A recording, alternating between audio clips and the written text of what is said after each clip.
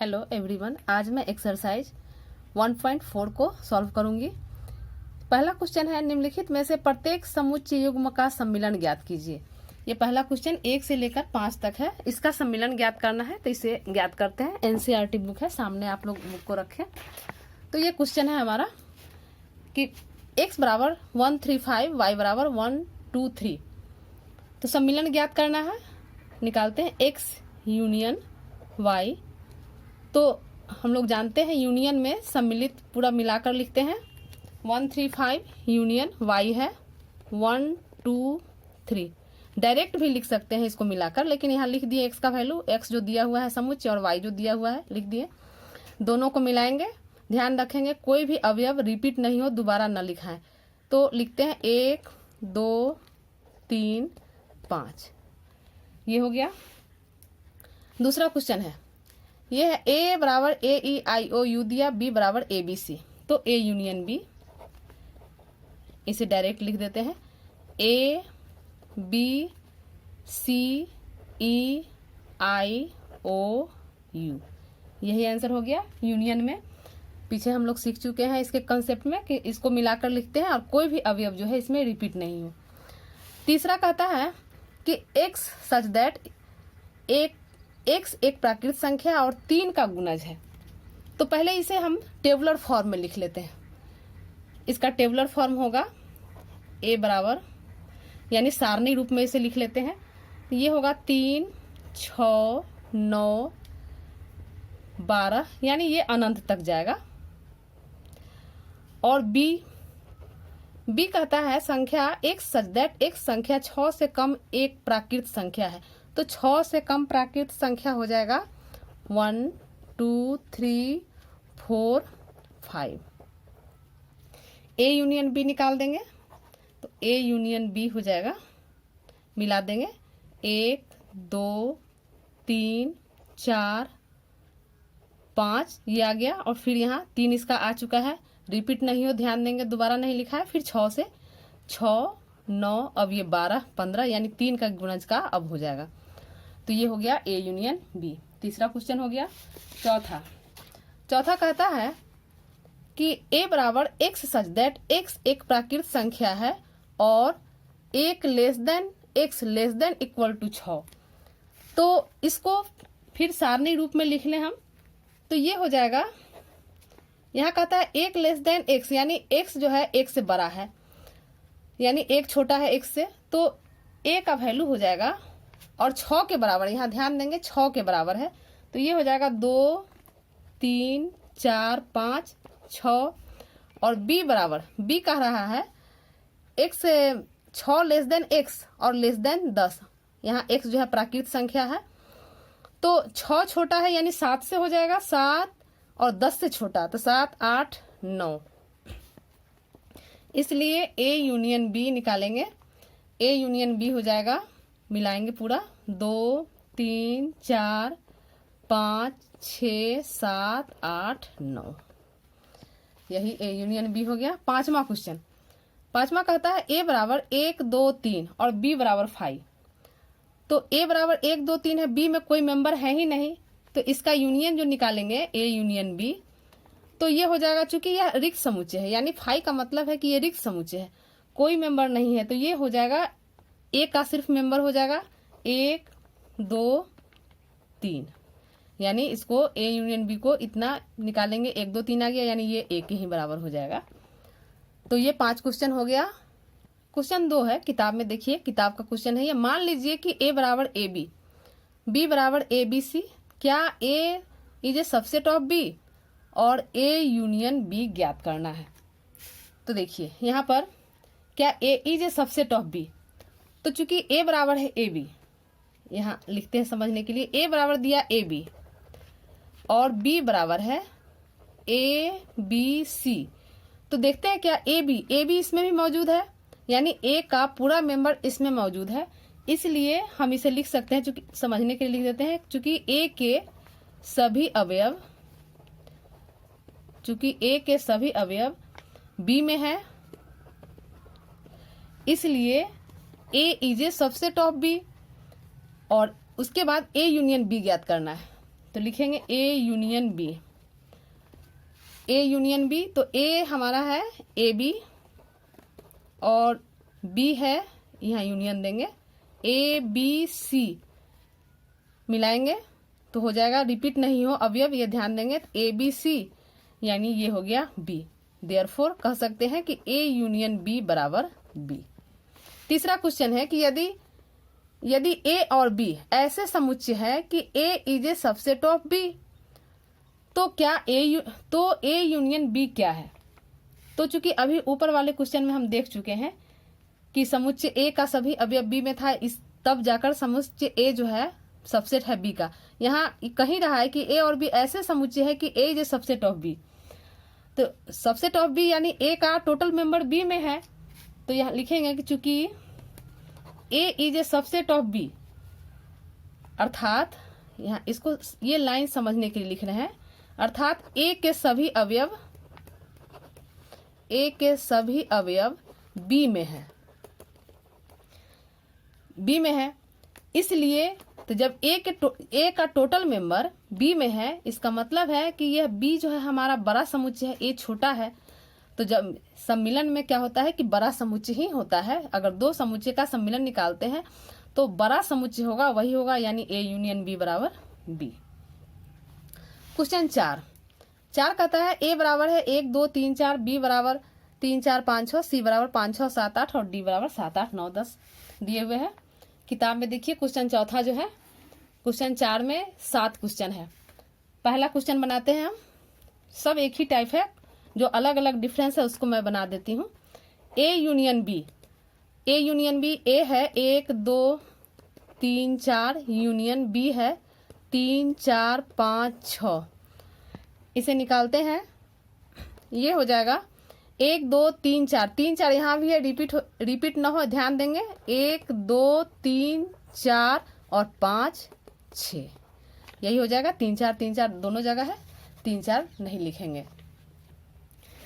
अब इसका क्वेश्चन 1 हो गया, क्वेश्चन 2 3 4 उसी पर बनेगा। क्वेश्चन 5 बनाते हैं।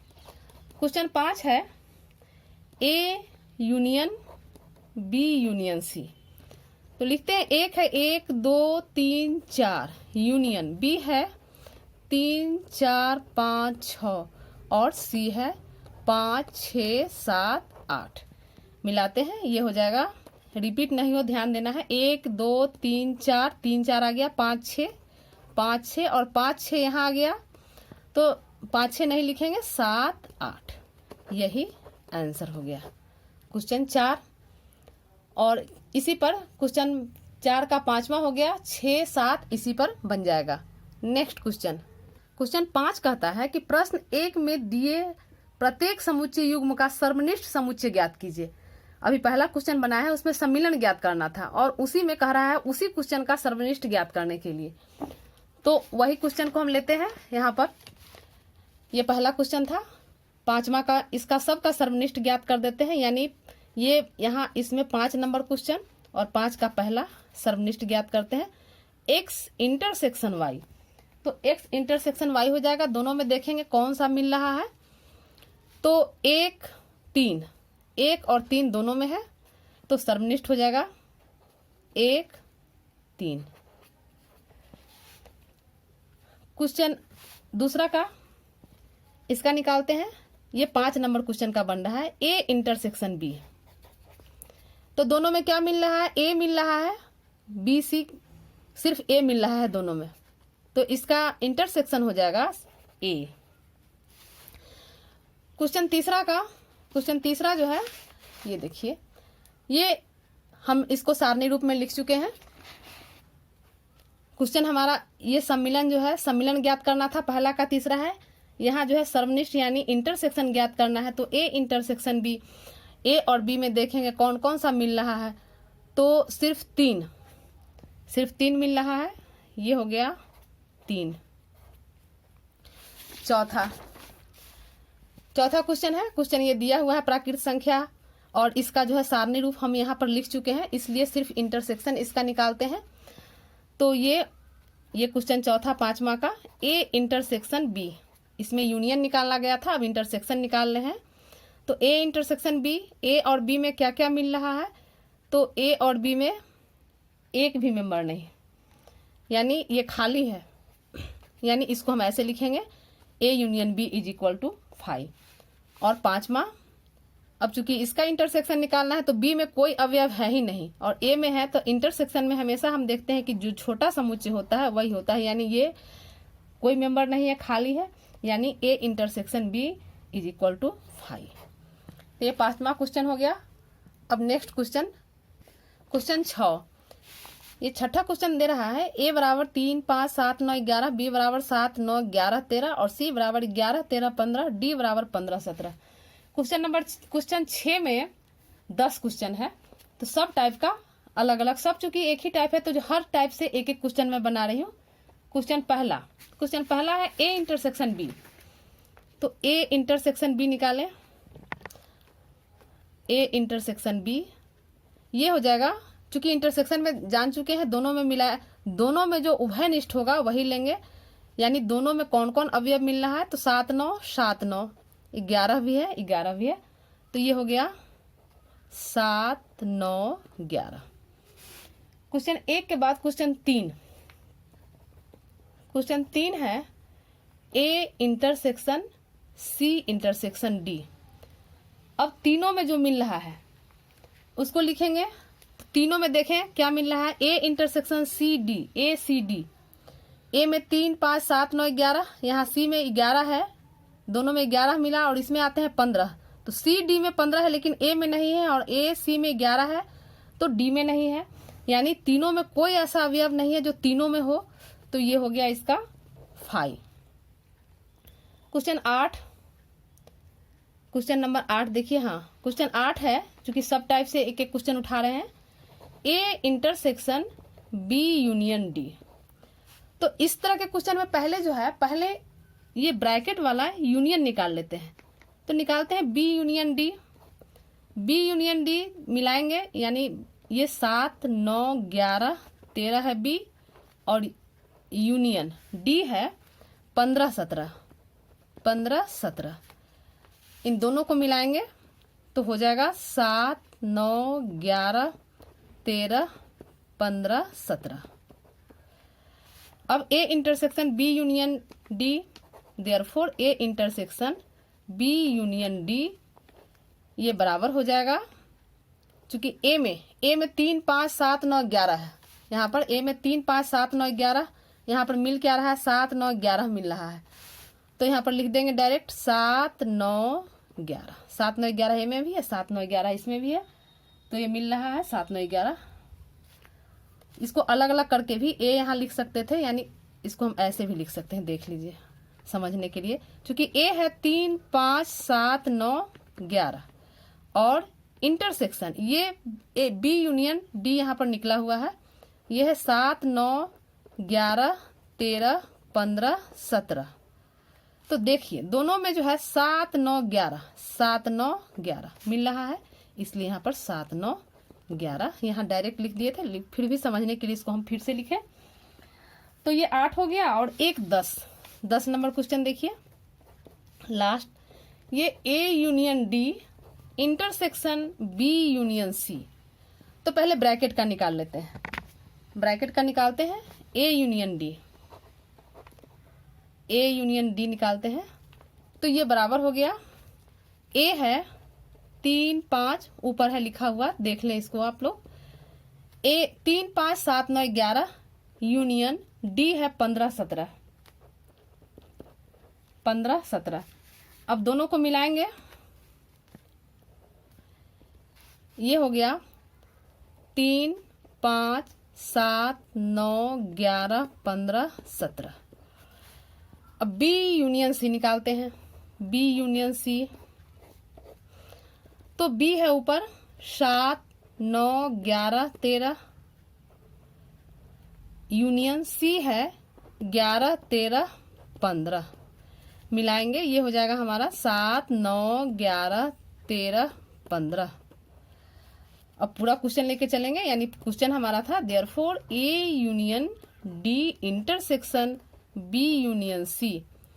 तो ये है ए यूनियन डी ऊपर निकल चुका है, 3 5 7 9 11 15 17 लिखेंगे, 3 5 7 9 11 15 17। इंटरसेक्शन बी यूनियन सी है 7 9 11 13 15।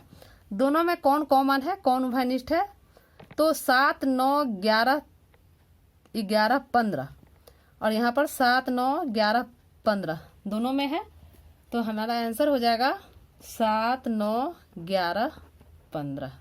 यही आंसर हो गया। तो क्वेश्चन 6 हो गया। क्वेश्चन नंबर 7, क्वेश्चन 7 देखिए। क्वेश्चन है a बराबर x सच दैट x एक प्राकृत संख्या है। तो इसको सबको सारणी फॉर्म में पहले लिख ले, सारणी रूप में लिखने के बाद ही बनेगा। a बराबर है एक, चूंकि x एक प्राकृत संख्या है, तो प्राकृत संख्या है कहने का मतलब है कि यह अनिश्चित है, यानी यह इनफाइनाइट तक जाएगा, अपरिमित है। तो 1 2 3 4 5 लिखकर हम डॉट डॉट डॉट कर देंगे। बी दिया है x एक सम प्राकृत संख्या है, यानी यह भी अनिश्चित है, अपरिमित है, ये हो जाएगा 2 4 6 8 करके डॉट डॉट डॉट कर देंगे। सी बराबर दिया है कि x एक विषम प्राकृत संख्या है, तो विषम प्राकृत संख्या हो जाएगा 1 3 5 7 9 और ये भी अपरिमित है, डॉट डॉट कर दिए। डी दिया है x सच दैट x एक अभाज्य संख्या है, तो डी हो जाएगा अभाज्य संख्या है तो 2 हो जाएगा, चूंकि 1 तो आएगा नहीं। 2 3 5 7 11 इसके बाद 13 हो जाएगा, इसके बाद यह भी अनंत तक जाएगा, 13 के बाद 17 हो जाएगा, 19 हो जाएगा। अब क्वेश्चन पर आइए। क्वेश्चन कहता है, किताब से क्वेश्चन को देखें। क्वेश्चन 7 में भी जो है 6 क्वेश्चन है, बनाते हैं इसमें। पहला है, मेन ये लिखा गया तो आप सारा क्वेश्चन कर सकते हैं, चूंकि सारणी फॉर्म में हम लिख दिए तो कर सकते हैं। इसका पहला है ए इंटरसेक्शन बी, तो ए इंटरसेक्शन बी निकालेंगे, दोनों में क्या उभयनिष्ठ है, तो चूंकि 1 2 3 4 5 इसमें यह तो नेचुरल नंबर है और यह सम इवन नेचुरल नंबर है, यानी सम प्राकृत संख्या है, तो यही हो जाएगा, ये हो जाएगा। चूंकि 2 4 इसमें भी मौजूद है, आगे भी इसका आ जाएगा, यानी ये हो जाएगा 2 4 6 8 डॉट डॉट, इंटरसेक्शन है। एक हो गया। इसके बाद 4 निकालते हैं, एक चौथा, बी इंटरसेक्शन सी। तो बी है 2 4 6 8 और सी है 1 3 5 7 9। चूंकि यह सम प्राकृत संख्या है और यह विषम प्राकृत संख्या है, तो इसमें कोई भी ऐसा अवयव नहीं होगा जो दोनों में उभयनिष्ठ हो, यानी बी इंटरसेक्शन सी 5 हो जाएगा। और एक लास्ट क्वेश्चन इसका 6, सी इंटरसेक्शन डी। तो सी में है 1 3 5 7 9, डी में है 2 3 5 7 11 13। तो इसमें कुछ है, जैसे ये 3 मिला 5 मिला, 3 है 5 है 7 भी है, इसके आगे भी बहुत होगा, तो हम इसको 3 5 7 लिखकर डॉट डॉट कर देंगे। यही आंसर हो गया। बाकी क्वेश्चन सब इसी तरह बनेगा। अब क्वेश्चन 8, क्वेश्चन 8 है, क्वेश्चन 8 क्वेश्चन यहाँ सामने है। ये कहता है कौन से युग्म असंयुक्त समुच्चय है। युग्म दिया हुआ है 1 2 3 4 तथा पहला तो 1 2 3 4 है, दूसरा है x सच दैट x एक प्राकृत संख्या है और 4 less than equal to x less than equal to 6। यानी ये तो क्लियर है इसका, लेकिन इसमें इसको सारणी फॉर्म में लिखेंगे तो समझ में आ जाएगा। यानी इसको अगर a मान ले और इसको b लिखें, तो b कह रहा है 4 less than equal to x और लेस देन इक्वल टू 6, यानी 4 छोटा है x से और बराबर भी है, यानी 4 भी हो जाएगा। 5 प्राकृत संख्या है तो 4 5 6, 6 6 से छोटा है और 6 के बराबर भी है, तो 4 5 6 हो जाएगा। तो असंयुक्त समुच्चय के लिए हम लोग a इंटरसेक्शन b निकालते हैं। a इंटरसेक्शन b में क्या है, 1 2 3 4 यहाँ है, यहाँ 4 मिल रहा है, यानी एक मेंबर है, 4 आ रहा है। तो पूछ रहा है कि कौन सा युग्म असंयुक्त है, तो यह असंयुक्त नहीं है, लिखेंगे a और b असंयुक्त नहीं है।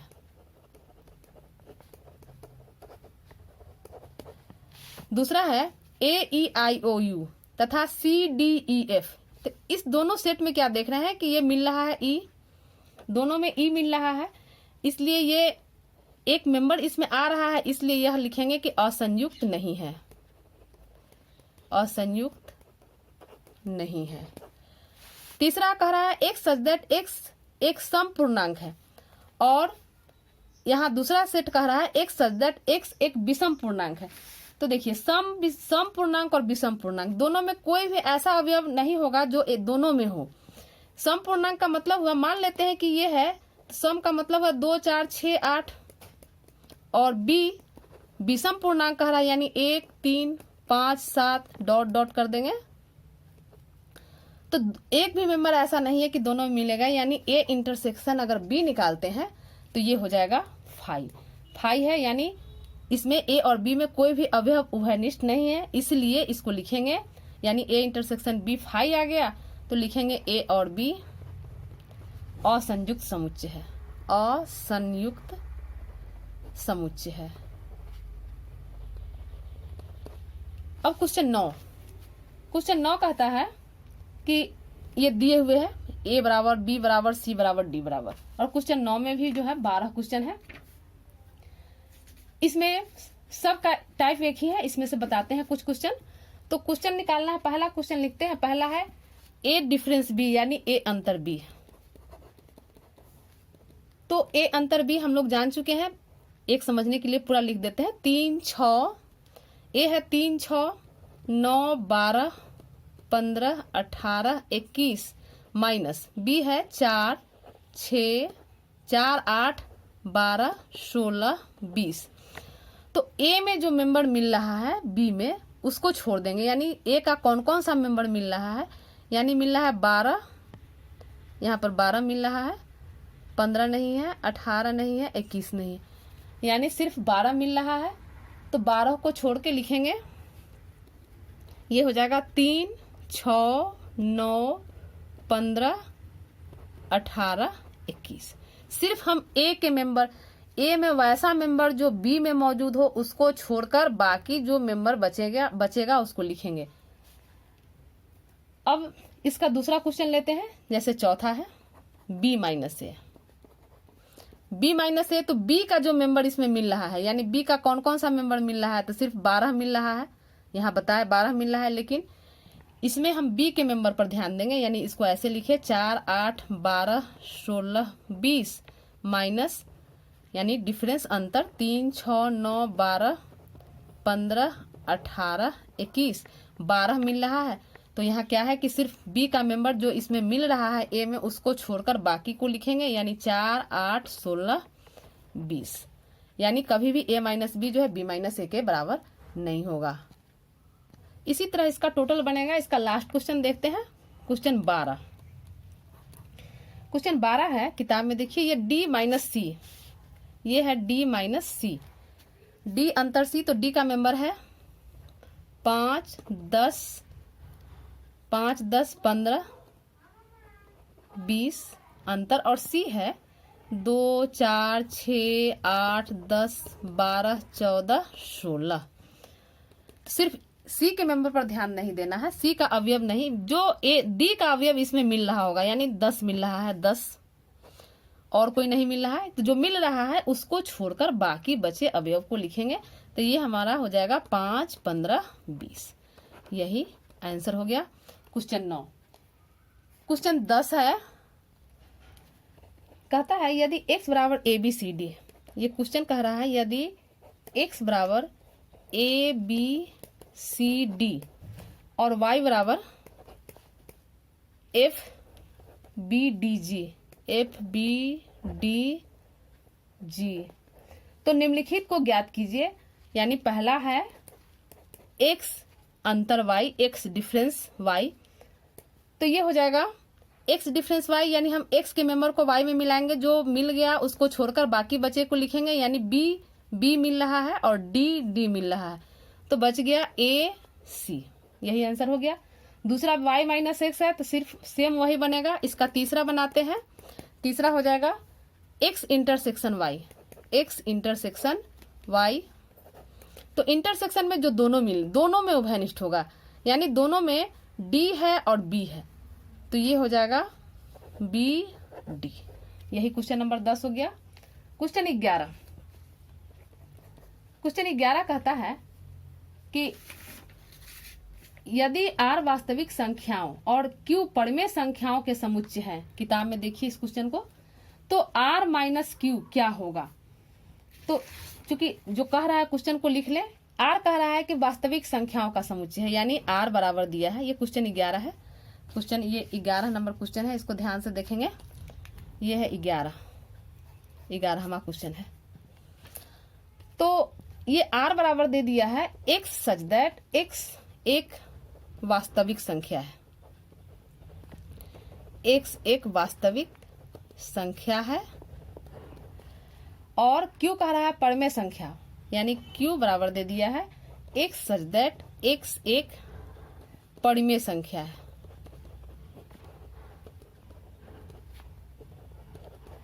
तो R माइनस Q पूछ रहा है। देखिए वास्तविक संख्या में से, यहाँ वास्तविक संख्या है और ये परिमेय संख्या है, तो वास्तविक में से परिमेय हटा देंगे तो यहाँ बचेगा सिर्फ अपरिमेय संख्या।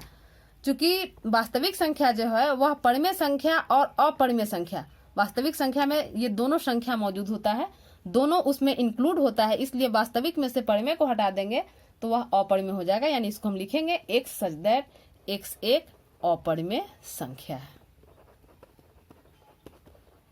अपरिमेय संख्या है,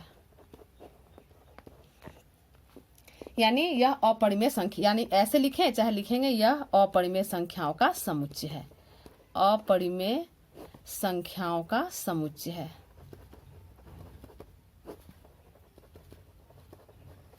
अपरिमेय संख्याओं का समुच्चय है, हो गया। अब क्वेश्चन 12 में कहता है कि बताइए कि यह जो है, बताइए कि निम्नलिखित कथनों में से प्रत्येक सत्य है या असत्य। सत्य और असत्य बताना है। तो क्वेश्चन 12 को किताब से देखें आप लोग। ये पहला कहता है कि 2, 3, 4, 5 तथा 3, 6 असंयुक्त समुच्चय है। तो असंयुक्त समुच्चय के लिए दोनों का इंटरसेक्शन अगर 5 होता है तो वह असंयुक्त समुच्चय है। यहाँ पर ये दोनों का इंटरसेक्शन निकालेंगे। मान लेते हैं ये A है और ये मान लेते हैं B है, तो A इंटरसेक्शन B अगर निकालते हैं तो दोनों में 3 और 3 मौजूद है, यानी 3 आ गया। तो यह जो है असंयुक्त समुच्चय कह रहा है, लेकिन असंयुक्त है नहीं, तो यह कह रहा है सत्य है या असत्य, तो इसको लिखेंगे असत्य है। अब यानी ये पहला हमारा असत्य हो गया। दूसरा है AEIOU तथा ABCD असंयुक्त समुच्चय है। असंयुक्त कह रहा है तो असंयुक्त है, यानी दोनों का इंटरसेक्शन 5 होना चाहिए, लेकिन दोनों में A उभयनिष्ठ है, A उभयनिष्ठ है, तो यह जो है कथन जो है असत्य है, लिखेंगे ये असत्य है, ये असत्य है। क्यों असत्य है, तो लिखेंगे चूंकि A, ऐसे लिखेंगे अवयव A दोनों में उपस्थित है, दोनों में उपस्थित है, इसीलिए असत्य है। तीसरा है 2, 4, 2, 6, 10, 14 और 3, 7, 11, 15 असंयुक्त है। तो 2, 6, 10 यहाँ देख रहे हैं दोनों अलग अलग है, यानी ये दोनों का अगर इंटरसेक्शन निकालेंगे, इसको अगर A मान लेते हैं और ये B मान लेते हैं, यानी ये दोनों का अगर A इंटरसेक्शन B निकालते हैं तो ये 5 आएगा, यानी ये जो है सत्य है। और यहाँ जो है A इंटरसेक्शन B निकालेंगे, मान लेते हैं, तो यहाँ पर जो है A आएगा। चौथा है 2, 6, 10 2, 6, 10 और 3, 7, 11 असंयुक्त है, तो दोनों में कोई नहीं मिल रहा है, यानी इसको भी अगर A मान ले, इसको B मान ले, तो A इंटरसेक्शन B निकालेंगे तो ये 5 आएगा, तो यह जो है सत्य है। तो आज ये चैप्टर हमारा एक्सरसाइज 1.4 कंप्लीट हो गया। आप पूरे चैप्टर को अच्छे से कर लें। धन्यवाद।